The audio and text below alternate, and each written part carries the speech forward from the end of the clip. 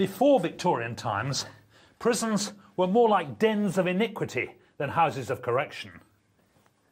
After a visit to Newgate Jail in 1836, inspectors reported shocking findings. They'd seen a body of criminals of every class engaged in riot, debauchery and gaming. Newgate wasn't unique. Most prisoners had access to gin shops and prostitutes. In fact, your life as a prisoner depended on how rich you were, because you had to pay the jailers. So if you had lots of money, you got better conditions. In fact, if you could afford it, you could live in the governor's house. You could even pay for somebody else to serve your sentence for you. The inspector's report horrified Parliament and the nation. Regardless of expense, a new penal system had to be developed. A system dedicated to moral regeneration. In the early 1840s, the Victorians built new prisons of an unprecedented size, like this one in Leeds.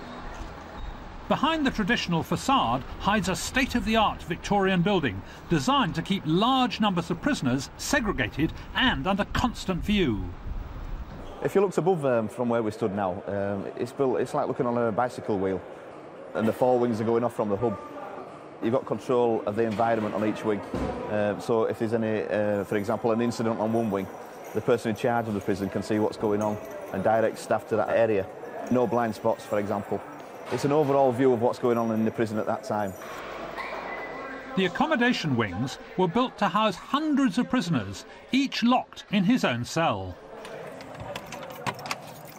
The cell itself is physically the same as it was a long while ago. And interestingly enough, in this establishment, several prisoners prefer to be on this side of the prison and in a cell like this than they would to a cell that was built about 10 years ago. Victorian prisons were built to enforce a new penal system.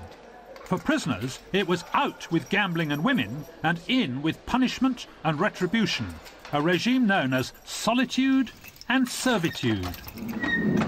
Victorian prisons were crowded, but for the prisoner, solitude meant isolation.